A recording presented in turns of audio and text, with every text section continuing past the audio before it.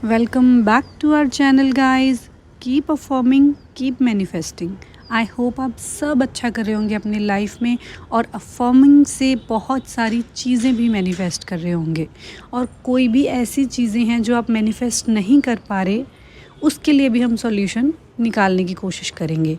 अब क्या हो रहा है, लॉ ऑफ वाइब्रेशन अपनी जगह काम कर रहा है, लॉ ऑफ अट्रैक्शन अपनी जगह काम कर रहा है, अफर्मेशन अपनी जगह काम करे and sometimes it's not working.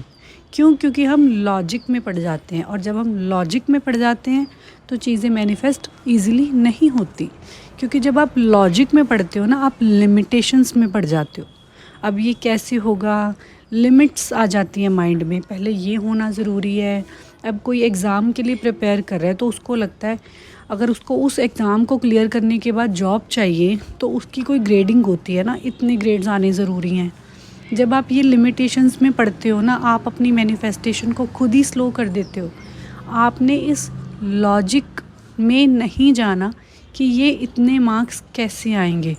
जब भी हमें कोई चीज़ मैनिफेस्ट करनी होती है, हम उसके एंड रिज़ल्ट पर जाते हैं, और जितना ज़्यादा हम एंड रिज़ल्ट को इमेजिन करते हैं, वो ही उतनी ही फास्ट स्पीड से हमारी तरफ आता है। As you all know, Neville Goddard कहते हैं कि अगर आपको कोई चीज़ को मैनिफेस्ट करना है ना, तो लिव इन दी एंड, वहाँ से सोचो। अब आपको नीचे खड़े होकर अगर पहाड़ पे चढ़ना है तो आप सीढ़ियाँ नहीं गिनोगे, आप नहीं देखोगे नीचे खड़े होकर कि मैं वहाँ कैसे पहुँचूँगा। नेविल कहते हैं आप खुद को पहाड़ के ऊपर खड़े हुए देखो और वहाँ से नीचे देखो। पहाड़ पर खड़े हुए खुद को देखना है। ऐसे ही जब आपको कोई जॉब मैनिफेस्ट करनी होती है ना, तो आपने खुद को उस जॉब को करते हुए देखना है। जो उसके बीच का प्रोसेस है, आपने उसमें नहीं जाना, क्योंकि फिर आप अपने माइंड को लिमिटेशंस में डाल लोगे। आपको लगेगा कि ये कैसे होगा, मेरा ये इंटरव्यू क्लियर होगा कि नहीं होगा, सामने वाला कैसा पर्सन मिलेगा। वो एक लिमिटेशंस जो हमारे माइंड में आती है ना, वो हमारे प्रोसेस को स्लो कर देती हैं, और उससे कई बार चीज़ें मैनिफेस्ट होती हैं और कई बार नहीं। बिकॉज समटाइम्स वी आर इतनी हम लो फ्रीक्वेंसी में आ जाते हैं ना, जब हम लॉजिक में चले जाते हैं तो वो फ्रीक्वेंसी डाउन होने की वजह से, अब एक्चुअली तो हम वही चीज़ें मैनिफेस्ट करते हैं ना जब हमारा हाई वाइब्रेशन रहती है। हाई फ्रीक्वेंसी में हम जितना ज़्यादा रहते हैं, उतना ज़्यादा हम चीज़ों को मैनिफेस्ट कर पाते हैं। है तो हर चीज़ एनर्जी, हमारी बॉडी एक एनर्जी है, हमारी थॉट्स एनर्जी हैं, जो आसपास चीज़ें हैं वो एनर्जी हैं। तो हम कौन सी एनर्जी में रह रहे हैं और कौन सी फ्रीक्वेंसी से मैच हो रहे हैं, वही चीज़ें अल्टीमेटली हमारी लाइफ में मैनिफेस्ट होती हैं। तो अगर आपको एंड रिज़ल्ट पे बार बार परसिस्ट करना आ गया, अगर आप एक इंटरव्यू के लिए जा रहे हैं और पूरे प्रोसेस को इमेजिन कर रहे हैं, तो लिमिटेशंस आ सकती हैं। इन स्पाइट आपको क्या इमेजिन करना है? And scene. एंड सीन क्या है?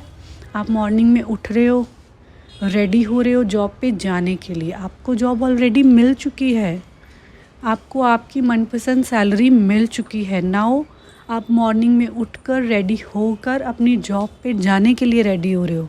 आप इतने एक्साइटेड हो अपने कोलीग्स को लेकर, अपने ऑफिस को लेकर, because you are very happy. आपको आपकी मनपसंद की जॉब मिली है। आपको एंड रिज़ल्ट को बार बार इमेजिन करना होता है to create that reality.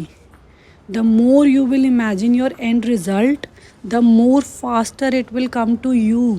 बस आपको अपनी फ्रीक्वेंसी ही तो मैच करनी है, आपने लॉजिक में नहीं पढ़ना। अगर कोई एग्ज़ाम क्लियर करने के बाद आप जिस जॉब को पाने के लिए वो एग्ज़ाम दे रहे हो, आपने खुद को उस डायरेक्ट जॉब में लगा हुआ देखना है कि आपको वो जॉब मिल चुकी है। You have already passed everything, तभी तो वो जॉब मिली ना आपको। आपने लॉजिक में नहीं जाना। जो भी मैनिफेस्टेशन में आ जाते हैं ना, लॉजिक साइड पे रख देते हैं, क्योंकि लॉजिक से मैनिफेस्टेशन नहीं होती। आपने एंड रिज़ल्ट को बार बार इमेजिन करना है। अपनी लाइफ को ईजी बनाओ, कॉम्प्लिकेटेड नहीं। अफर्मेशंस का मतलब यही होता है कि रोबोटिकली अफर्मिंग का हम क्यों बार बार डिस्कस करते हैं, बिकॉज रोबोटिकली अफर्मिंग में आप अपने माइंड में कोई भी थॉट्स आने नहीं देते। No negative, nothing, no positive. Robotically affirm कर रहे हो ना, आप रोबोट हो। रोबोट सोचते नहीं हैं, दे आर जस्ट अफॉर्मिंग। और उससे क्या होता है, सबकॉन्शियस माइंड हमारा शेप ले रहा होता है। रेपिटेशन भी समझता है ना सबकॉन्शियस, तो हम थॉट्स भी बार बार क्रिएट करें, हम सबकॉन्शियस को ही तो सिखा रहे हैं। Repetition is the key. और वो रेपिटेशन चाहे अफर्मेशंस की हो, और वो रेपिटेशन बार बार एक ही पिक्चर को देखने की हो, अपना बार बार एंड रिज़ल्ट देखना, वो भी एक रेपिटेशन है ना। हम अपने माइंड को बता रहे हैं कि ये हो रहा है, दिस इज़ हैपनिंग।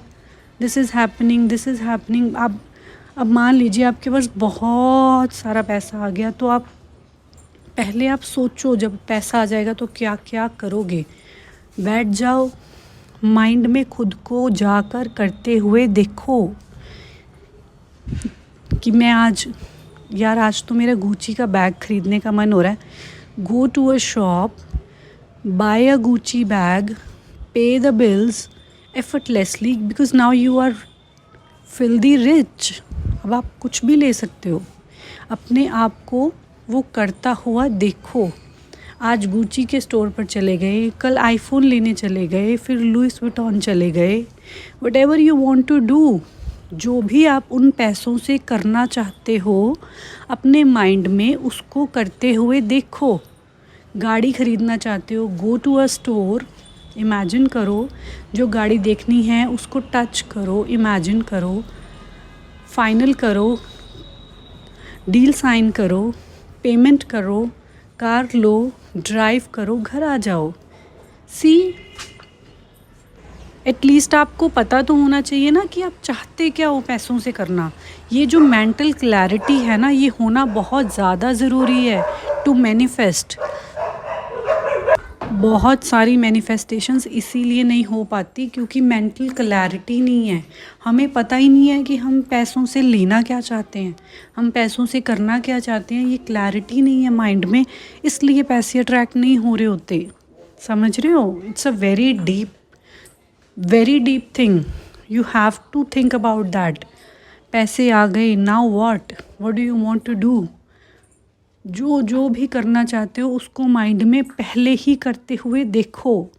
सुबह उठो, एक थॉट लेकर, पहले ही रात को एक थॉट लेकर सो, उसी थॉट को लेकर उठो, यस आज मेरे अकाउंट में 20 करोड़ आ चुके हैं, अब मुझे क्या क्या करना है, मेरी लिस्ट रेडी होनी चाहिए। आज मैं सुबह ये करूँगा, दोपहर को मैं यहाँ जाऊँगा, मैं ये करूँगा। करते हुए अपने आप को माइंड में आपको देखना है again and again and again. चाहे 3D आपको कुछ भी शो करे, डोंट एक्सेप्ट। 3D बहुत जल्दी बदलने लगेगी जब आपका इनर वर्ल्ड चेंज होगा। चीज़ों को लेकर अपने इनर वर्ल्ड को चेंज करो, अपने पर्सपेक्टिव को चेंज करो, अपनी थिंकिंग को चेंज करो। आउटर वर्ल्ड एफर्टलेसली चेंज होना शुरू हो जाएगा guys. And if you want more help from me, do comment. You can also take one-on-one coaching. Thank you. Bye-bye. Thank you for listening.